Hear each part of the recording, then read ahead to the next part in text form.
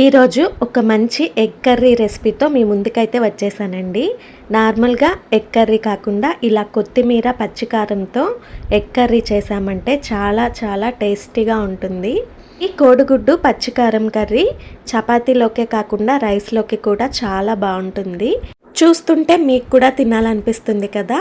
So ఇంకెందుకు ఆలస్యం, టేస్టీగా ఉండే కొత్తిమీర పచ్చికారం కోడిగుడ్డు కర్రీ ఎలా చేయాలో చూపించేస్తాను, వచ్చేయండి. ముందుగా ఈ కర్రీ కోసం ఒక 4 ఎగ్స్ తీసుకొని బాయిల్ చేసుకొని ఇలా 2గా కట్ చేసి పెట్టుకోవాలి. ఇలా కట్ చేయటం అనేది మీ చాయిస్, 2గా అయినా కట్ చేయొచ్చు లేదా ఫుల్ ఎగ్ కర్రీ అయినా చేసుకోవచ్చు. స్టవ్ ఆన్ చేసి కడాయి పెట్టుకొని ఒక 2 స్పూన్స్ ఆయిల్ వేసుకొని ఇప్పుడు ఈ ఎగ్స్ని ఫ్రై చేసుకోవాలి. ఇలా ఫ్రై చేసేటప్పుడే ఇందులో చిటికెడు పసుపు, కారం అలాగే కొంచెం సాల్ట్ని కూడా వేసి ఎగ్స్ని 2 వైపులా ఫ్రై చేసుకోవాలి. ఇలా ఫ్రై చేసుకోవటం వల్ల ఎగ్ కర్రీలో మంచి టేస్ట్ అయితే వస్తుంది. మీడియం ఫ్లేమ్లో పెట్టి నెమ్మదిగా 2 వైపులా ఈ విధంగా ఫ్రై చేసుకున్న తర్వాత అన్నిటినీ తీసేసి ఒక ప్లేట్లో పెట్టేసుకోవాలి.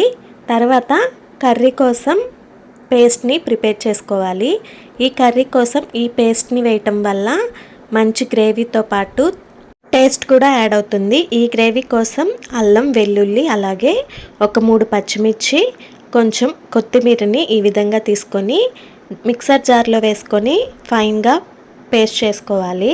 చూసారు కదా, ఈ విధంగా ఫైన్ పేస్ట్లా గ్రైండ్ చేసి పక్కన పెట్టుకోవాలి. ఇప్పుడు అదే కడాయిలో ఇంకొక 2 స్పూన్స్ వరకు ఆయిల్ వేసి ఒక 2 లవంగాలు, చిన్న దాల్చిన చెక్క, లవంగాలు, జీలకర్ర వేసుకోవాలి.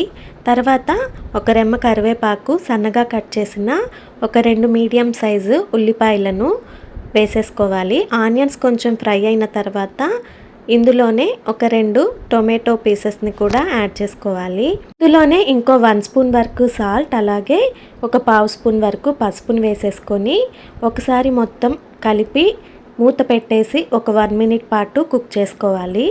ఇలా టొమాటో మెత్తగా ఉడికిపోయిన తర్వాత ఇందులో ముందుగా గ్రైండ్ చేసి పెట్టుకున్న కొత్తిమీర, పచ్చిమిర్చి, కారంను వేసేసుకోవాలి. ఇలా ఈ పేస్ట్ని వేసి ఆయిల్లో ఒకసారి బాగా కలుపుకోవాలి. మనం పచ్చిమిర్చి, అల్లం, వెల్లుల్లి పేస్ట్ వేసాం కాబట్టి పచ్చివాసన పోయే వరకు ఇలా ఆయిల్లో ఫ్రై చేసుకోవాలి. డిఫరెంట్ టేస్ట్తో కర్రీ చాలా టేస్ట్గా ఉంటుంది. ఇప్పుడు ఇందులోనే టేస్ట్కి సరిపడా సాల్ట్ అలాగే ఒక 1 స్పూన్ వరకు ధనియా పౌడర్, 1 స్పూన్ వరకు కారం యాడ్ చేసుకోవాలి. కారాన్ని చూసి యాడ్ చేసుకోవాలి. ఆల్రెడీ పచ్చిమిర్చి కారం వేసాం కాబట్టి కారంని తగ్గించి వేసుకొని సరిపోకపోతే వేసుకోవచ్చు.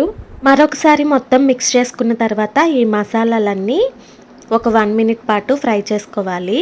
ఇలా మూత పెట్టేసి 1 మినిట్ పాటు ఫ్రై చేసుకున్న తర్వాత ఇలా గ్రేవీ అంతా ఆయిల్ సపరేట్ అయ్యి ఈ విధంగా వస్తుంది.